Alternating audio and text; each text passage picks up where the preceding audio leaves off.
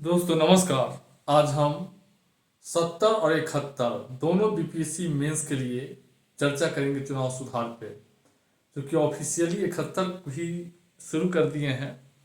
तो ये 70 BPSC mains और 71 बीपीएससी दोनों बात ध्यान रखेंगे, क्योंकि लोकसभा 18वीं लोकसभा चुनाव का डाटा अपडेट कर दिए हैं, इसलिए दोनों में काम होगा।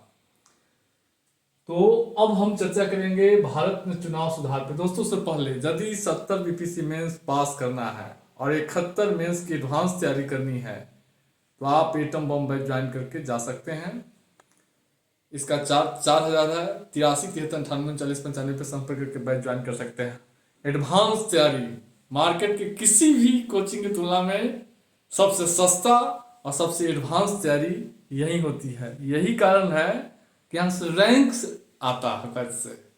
और 70 में और 71 में भी सीट जो है बहुत है।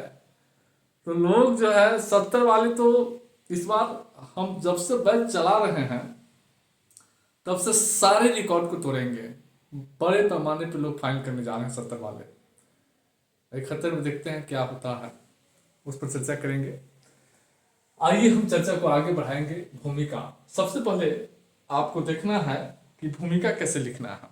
जैसा कि जानते होंगे, आप सब जानते हैं, भारत एक लोकतांत्रिक शासन वाला देश है। क्या है? लोकतांत्रिक शासन वाला देश है। और लोकतंत्र का आधार होता है चुनाव। लोकतंत्र किस पे निर्भर करता है? चुनाव पे।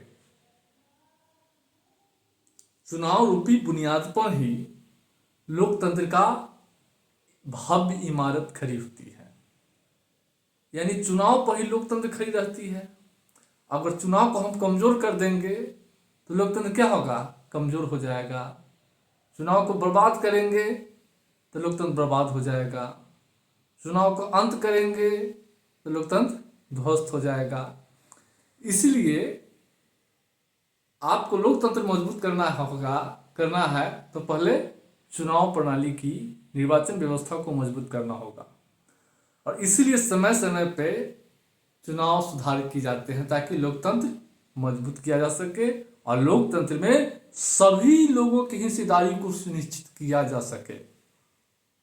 समझ के चुनाव सुधार क्यों किया जाता है? क्योंकि भारत एक लोकतांत्र, लिखिएगा भूमिका में ऐसे, भारत एक लोकतांत्रिक शासन वाला देश है। लोकतंत्र का आधार चुनाव होते हैं। चुनाव रूपी बुनियाद पर ही लोकतंत्र का भव्य इमारत खड़ी होती है। इसलिए लोकतंत्र को मजबूत करने के लिए समय समय पे चुनाव सुधार किए जाते हैं ताकि देश के सभी नागरिकों को लोकतंत्र में भागीदारी सुनिश्चित किया जा सके। भूमिका लिखने के बाद नीचे आ जाइएगा। अब हम चर्चा करेंगे समझने के लिए, इससे भी आ जाएगा निर्वाचन या चुनाव का क्या महत्व होता है, हम उसको देखेंगे। तो चुनाव का महत्व जो होता है, देखिए अगर चुनाव अगर हो रहा है तो सत्ता अहिंसक तरीके से जो है क्या होता है, बदलती है। सत्ता का परिवर्तन जो है अहिंसक तरीके से होता है। अगर मान लीजिए आज बिहार में एनडीए गवर्नमेंट है और कल राजद की सरकार आएगी, बहुत अधिक संभावना है जो री एग्जाम को लेकर, मुझे जो लगा री एग्जाम को लेकर जिस तरीके से सरकार का रुख रहा है, मैं बहुत दुखी हूँ। कोई ऐसा जनतांत्रिक सरकार नहीं कर सकती है कि पिछले 50 दिनों से छात्र आंदोलनरत है, सड़कों पे है। सरकार को इसमें कुछ पॉजिटिव निर्णय लेना चाहिए था, लेकिन सरकार, आज भी मंत्री बोल रहा है कि नहीं हमको कोई मतलब ही नहीं। तो लोकतांत्रिक शासन व्यवस्था में जनता की मांग को ध्यान में रखा जाता है। और मुझे लगता है कि गलती तो बीपीएससी यहाँ कर दिया कि रिजल्ट ही देकर गलती किया है। रिजल्ट से पहले ज्यादा संभावना था। रिजल्ट देने के बाद जो है क्या हुआ है, हाथ जो है बंद किया है। अब तो हाईकोर्ट भी जो है मामला है, देखिए क्या होता है। लेकिन सरकार को, मेरा अपना ऑब्जर्वेशन यह कहता है कि सरकार को जरूर इस पर ध्यान देना चाहिए था, लेकिन सरकार ध्यान दिया नहीं। चलिए क्या कीजिएगा, सरकार तो हर तरह की सरकार होता है। और मुझे लगता है कि अभी एनडीए गवर्नमेंट में कुछ संरचनात्मक जो है समस्या हम देख रहे हैं, जिसके कारण यह स्थिति पैदा हुई है। लेकिन हमको नहीं लगता है कि 25 के बाद जो है, 25 में जो चुनाव होगा उसमें जो है देखिए क्या होता है। लेकिन छात्र में और काफी नाराजगी है, हो सकता है ये नाराजगी बैलेट पेपर तक कहीं चला ना जाए। तो देखिए, अगर मान लीजिए जो है एनडीए सरकार है, अगर राजद का सरकार रहता है तो क्या होगा, सत्ता चुनाव के दौरान होगा, अहिंसात्मक तरीके से राजद के पास चला जाएगा। यूपी में भी योगी आदित्यनाथ का सरकार है, चुनाव हो जाता है तो अखिलेश यादव के पास, समाजवादी पार्टी के पास सरकार आ जाएगा। केंद्र में अगर बीजेपी की सरकार है, सब चुनाव होता है, चुनाव हुआ था, हालांकि बहुमत प्राप्त हो गया है बीजेपी को, अगर बहुमत प्राप्त नहीं होता तो यह किसके पास चला जाता, यह चला जाता कांग्रेस के पास। तो चुनाव के दौरान अहिंसात्मक तरीके से सत्ता का बदलाव परिवर्तन होता है, सत्ता परिवर्तन अहिंसक तरीके से होता है। दूसरा, यह राजनीतिक चुनाव जो होता है, राजनीतिक दलों को स्वयं का परीक्षण करने के लिए क्या करता है, मजबूर करता है, अवसर देता है। अभी अरविंद केजरीवाल 2020 के चुनाव में अरविंद केजरीवाल जो है 3 वादा किया था, लेकिन तीनों वादा पूरा नहीं हुआ। जैसे यमुना की सफाई करना, पूरी दिल्ली में वाईफाई लगाना। तो अब जो है आज चुनाव के दौरान आत्म परीक्षण कर रहे हैं। तो राजनीतिक दल अगर घोषणा कोई किया है और पूरा नहीं किया है तो चुनाव के दौरान फिर उसका जो है क्या होगा, आत्मनिरीक्षण करने का उसको अवसर देगा कि कहाँ गलती है कहाँ नहीं। दूसरा है कि चुनाव क्या करता है, नागरिकों को शासन कार्यों में भाग लेने का अवसर देता है। चुनाव होता है तो सब लोग खड़ा होता है चुनाव में, उसमें से कोई जीत जाते हैं तो शासन कार्य में चले जाते हैं। तो चुनाव नहीं होगा तो फिर आप शासन का विधायक एमपी कैसे बनिएगा। अभी एसडीएम है आप, हो सकता है 10 साल 20 साल नौकरी करने के बाद आपको लगे कि नहीं हमको विधायक का एमपी बनना है, चुनाव होगा तब ना जो है एमपी विधायक बनिएगा, एमपी विधायक बनिएगा। तो ये स्थिति होती है। तो और आम जनता, स्थानीय चुनाव होता है पंचायत नगर पालिका का, उसमें आम जनता क्या करता है, अपनी भागीदारी निभाता है, जीत जाने के बाद शासन कार्य संभालता है स्थानीय स्तर का। उसके बाद जनता को अपने शासन पर नियंत्रण रखने का साधन है। चुनाव के समय ही जनता क्या करता है, अपने शासक को, प्रतिनिधियों पर नियंत्रण रखता है, सरकार पर नियंत्रण रखता है। उसके बाद जो है चुनाव जो है सरकारों के निर्माण के लिए राजनीतिक दलों को बहुमत मिल जाता है। चुनाव में, चुनाव के माध्यम से नहीं सरकार निर्माण के लिए बहुमत प्राप्त होता है। उसके बाद जो है चुनाव के माध्यम से जो है सरकार की उत्तरदायी, जनप्रतिनिधियों की उत्तरदायी सुनिश्चित होती है और चुनाव सरकार को वैलिडिटी प्रदान करता है, वैधता प्रदान करता है, वैधता प्रदान करता है। तो यह स्थिति है। तो निर्वाचन का महत्व है। अब इन्हीं चीजों को जो है देखेंगे, अब आगे चर्चा करेंगे आखिर चुनाव सुधार की आवश्यकता क्यों है। तो जैसा कि जानते होंगे कि भारत में समय समय पर चुनाव सुधार के प्रयास किए जाते रहे हैं और चुनाव सुधार कई कारणों से आवश्यक है। जैसा कि जानते होंगे कि लोकतंत्र की सफलता के लिए निष्पक्ष और स्वतंत्र चुनाव बहुत जरूरी है। अगर चुनाव निष्पक्ष स्वतंत्र नहीं होगा तो क्या होगा, लोकतंत्र की भव्य रूपी इमारत ही कमजोर हो जाएगा और आम जनता की भागीदारी सीमित हो जाएगी, एक अराजक स्थिति पैदा हो जाएगी। समझ रहे हैं। इससे बचने के लिए समय समय पर चुनाव में सुधार किए जाते हैं और भारत में चुनाव सुधार की आवश्यकता कई कारणों से है। सबसे पहले मतदाता सूची में त्रुटि। जब भी चुनाव होता है तो आपको लगता हो कि आपका नाम में गलती कर दिया है, पिताजी के नाम में गलती कर दिया, एज के नाम में एज में गलती कर दिया है, कभी मुंह में नाक टेढ़ा कर दिया है, कभी बाल हटा दिया है फोटो में, कभी दूसरा का फोटो लग गया है हमारे पहचान पत्र पे। तो ये कॉमन चुनौती है, इसलिए इसके सुधार करने की जरूरत है। इससे क्या होता है, जाली वोट आसानी से पड़ सकता है। उसके बाद जो है जाली वोट पड़ेगा तो जाली लोग जो है चुनाव जीतेंगे। मतलब चुनाव निष्पक्ष नहीं हुआ तो लोकतंत्र क्या होगा, लोकतंत्र कमजोर होगा। सत्यापन, शपथ पत्र सत्यापन चुनौती। निर्वाचन आयोग स्वयं कहा है सुप्रीम कोर्ट में कि आयोग के पास सभी मतदाताओं के शपथ पत्र की जांचने की जो है जांचने का तंत्र नहीं है। यानी जब निर्वाचन होता है, चुनाव होता है तो सभी मतदाता प्रत्याशी अपना शपथ पत्र दाखिल करते हैं और शपथ पत्र को देखना बहुत जरूरी है क्योंकि उसी में प्रत्याशी का क्या रहता है, सारा डिटेल्स रहता है। लेकिन निर्वाचन आयोग के पास टाइम ही नहीं है कि पूरा शपथ पत्र का हम बारीकी से अध्ययन करें। अब क्या इस स्थिति में क्या होता है कि शपथ पत्र में गलती भर के चला जाता है। आप देखते होंगे कि चुनाव के बाद प्रत्याशी जीत जाता है, उसका शपथ पत्र गलती भरा रहता है।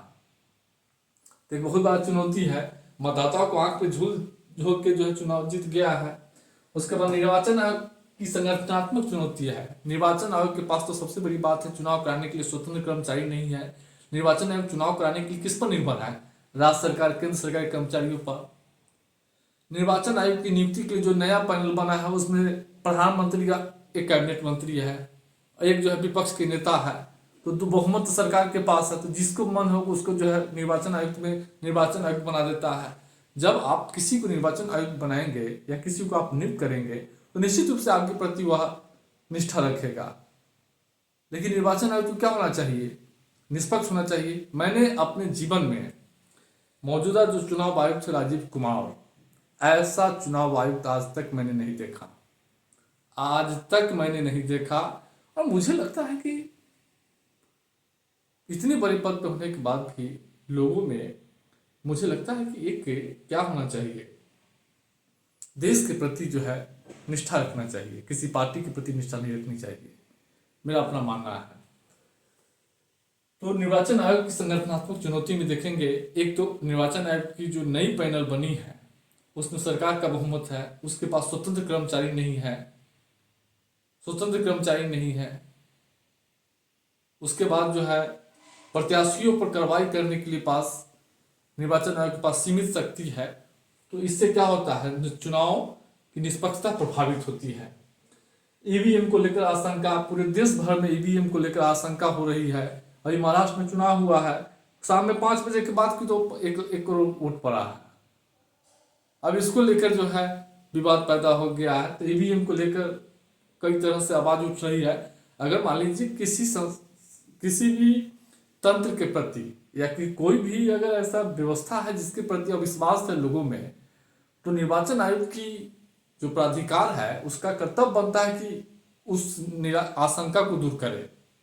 अगर मान लीजिए हम आरोप लगा रहे हैं तो आखिर इस आरोप को दूर करने के लिए आप उपाय करेंगे ना। मान लीजिए री एग्जाम को लेकर हम आरोप लगा दिए बीपीएससी पर, तो बीपीएससी अपना सफाई दे रहा है, सफाई दिया है, कोर्ट में देगा। उसके बाद सोशल मीडिया से उत्पन्न चुनौती। हाल के वर्षों में जिस तरीके से सोशल मीडिया का प्रचार प्रसार हो रहा है उससे जो है निष्पक्ष चुनाव में चुनौती पैदा हुई है। अब क्या है, प्रत्याशियों पर आरोप लगाना, प्रत्याशी को छवि खराब करना, फर्जी खबर चलाना, इससे मतदाता गुमराह हो रहा है।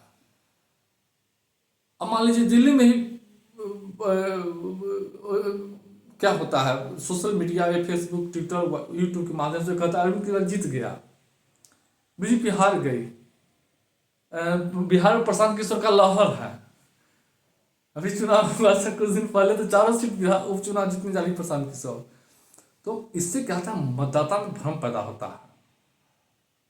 चुनाव में हुआ था कि कांग्रेस जो बहुमत में आ रही है, लेकिन आया तो बीजेपी, तो मतदाता में भ्रम पैदा होता है।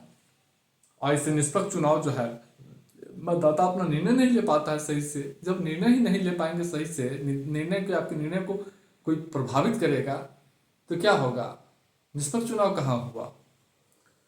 बहुचरणीय चुनाव, अभी वर्तमान में क्या होता है कि चुनाव बहुचरणीय होता है। 7 चरण में तो लोकसभा चुनाव हुआ है, महाराष्ट्र के कई चरण में चुनाव हुआ है।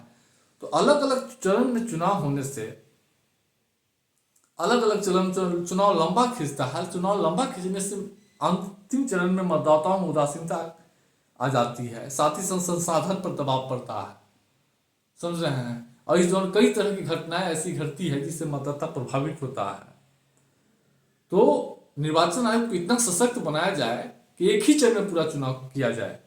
जैसे दिल्ली का चुनाव होने जा रहा है, अब छोटा सा राज्य आप 7 चरण में चुनाव कराने जा रहे हैं, आप 5 चरण में। तो ये निष्पक्ष चुनाव के मार्ग में एक चिंताएं हैं। उसके बाद मतदाताओं में उदासीनता। अभी देखिए भारत में 18वीं लोकसभा में 100 करोड़ मतदाता था और वोट कितना किया है, 65%, यानी 35% के आसपास, नहीं 35 करोड़ लोग वोट ही नहीं दिया है। यानी चुनाव के प्रति जो मतदाताओं में उदासीनता है, अब बिहार में तो सबसे कम मतदान हुआ है, ये भी चिंता का जरूरत है। देखिए जब तक चुनाव में सभी लोगों की भागीदारी नहीं होगी तब तक लोकतंत्र में सभी लोगों की भागीदारी कहाँ होगा। चुनाव में धन की बढ़ता, अब हाल के वर्षों में जो लोकसभा विधानसभा चुनाव हो रहा है उसमें धन का व्यापक प्रयोग हो रहा है। और धन के बढ़ते प्रयोग के कारण जो कमजोर आदमी है, गरीब आदमी, चुनाव लड़ने से वंचित हो जाता है, क्योंकि उसके पास संसाधन नहीं है।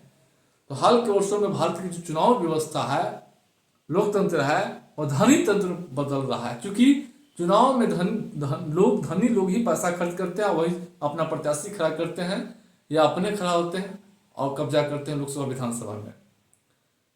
लेकिन इसको कम करने की जरूरत है। इससे आम मतदाता या आम लोग जो चुनाव लड़ना चाहते हैं वो हतोत्साहित होता है, उसके पास संसाधन नहीं है, तो समान भागीदारी नहीं हो पाती है। भाई हमारे पास पैसा नहीं है, मान लीजिए हमको एमपी बनना है, हम ही को एमपी बनना है, हमको तो चुनाव लड़ना ही है। तो आप मान लीजिए चुनाव हमको लड़ना है और जो है 100 करोड़ रुपया खर्च करना है, तो हम लड़ ही नहीं पाएंगे। तो सरकार को चुनाव के जो महंगी चुनाव व्यवस्था है उसको सस्ता करना होगा, ताकि सभी लोग अब चुनाव में अपना भागीदारी निभा सके, चुनाव लड़ सके शासन प्रशासन में। उसके बाद सामान्य मतदाता सूची का अभाव। अभी देखिए मतदाता सूची कॉमन मतदाता सूची नहीं है। भारत में पंचायत चुनाव के लिए अलग मतदाता, नगर पालिका चुनाव के लिए अलग, विधानसभा के लिए अलग, लोकसभा के लिए अलग, हर स्तर पर अलग अलग मतदाता सूची है। और सालों भर जो है उसका मतदाता सूची का अपडेशन होता रहता है। और मतदाता सूची के अपडेशन में कौन काम करता है? शिक्षक। अभी शिक्षक काम करने से क्या होता है कि स्कूल का कार्य प्रभावित होता है। तो जरूरत है कि सभी लोकसभा, विधानसभा, पंचायती राज, नगरपालिका की एक कॉमन मतदाता सूची बनाया जाए और एक ही बार अपडेट किया जाए। तो यही स्थिति है। तो इन सब कारणों से भारत में जो है चुनाव सुधार जरूरी हो गया है। अब चुनाव सुधार के लिए क्या प्रयास किए जा रहे हैं? तो चुनाव सुधार के समय स्तर पर कई कमेटियां गठित की गई है। 9 कमेटी गठित की जा चुकी है। कोविड कमेटी को लेकर 9वां है। जैसे 1974 में तारकुंडे समिति, गोस्वामी समिति, बोहरा समिति, इंद्रजीत गुप्ता समिति, इस सब का गठन किया जा चुका है। सब चुनाव सुधार के लिए समय समय पर एक रंग बनाइएगा। चुनाव सुधार के लिए समय समय पर विभिन्न कमेटियों का गठन किया गया है। जैसे इंद्रजीत गुप्ता, बोहरा, समझ रहे हैं, कोविड कमेटी, उसके बाद तारकुंडे कमेटी है। उसके बाद अभी हाल ही में मतदाताओं को आशंका को दूर करने के लिए वीवीपैट की व्यवस्था की गई है। अब वोट देते समय एक पर्ची निकलेगा, आप आश्वस्त हो जाएंगे कि ईवीएम में यही वोट पड़ा है। तो वीवीपैट लागू की गई है। उसके बाद जो है 61वें संविधान संशोधन अधिनियम 1988 द्वारा मतदान की आयु 61 वर्ष से 21 वर्ष से घटाकर 18 वर्ष किया गया है। पहले जो है बैलेट पेपर चुनाव होता था तो बूथ कैप्चरिंग बड़े पैमाने पर होता था। मतदान की काउंटिंग में भी जो है एक सप्ताह लग जाता था। हेरा फेरी स्थिति होती थी, समझ रहे हैं। इससे बचने के लिए इलेक्ट्रॉनिक वोटिंग मशीन लाया गया है। लेकिन इस पर भी अब चिंता है, इस पर भी आवाज उठने लगा है। उसके बाद निर्वाचक नामावली का कंप्यूटरीकरण किया गया है। वोटर आईडी को आधार से लिंक किया गया है फर्जी वोटर हटाने के लिए। उसके बाद जो है एक पूरे लोकसभा विधानसभा के चुनाव एक साथ कराने के लिए संसद में 129वां संविधान संशोधन विधेयक 2024 लोकसभा में प्रस्तावित किया गया है। उसके बाद निर्वाचन आयोग की संगठनात्मक चुनौती को दूर करने के लिए मुख्य निर्वाचन आयुक्त और अन्य निर्वाचन आयुक्त नियुक्ति और सेवा सत्य विधेयक अधिनियम 2023 जो है संसद से पारित किया गया है। और साथ ही साथ निष्पक्ष और स्वतंत्र चुनाव कराने के लिए निर्वाचन आयोग आदर्श आचार संहिता लागू करती है। तो चुनाव सुधार के लिए कुछ हालिया पहल है। उसके बाद हम लोग देखेंगे चुनाव सुधार में सुप्रीम कोर्ट की भूमिका है। देश में चुनाव सुधार के लिए यानी लोकतंत्र को मजबूत करने के लिए सुप्रीम कोर्ट भी कई व्यवस्था किया है। जैसे कि मतदाताओं को सशक्त करने के लिए निर्वाचन आयोग को नोटा की व्यवस्था करने का विकल्प दिया है। अगर मान लीजिए किसी प्रत्याशी को आप पसंद नहीं करें तो नोटा दबा दीजिए। साथ ही साथ प्रत्याशियों का पूर्ववित जानना मौलिक अधिकार है, अनुच्छेद 19 में शामिल है। यह जो है सुप्रीम कोर्ट जो है कहा है, अगर कोई प्रत्याशी चुनाव लड़ रहा है तो उसके सारे हिस्ट्री आपको जानने का मौलिक अधिकार है। चुनावी हल्फनामा में प्रत्याशियों के लंबित मुकदमे दर्ज करना अनिवार्य किया गया है।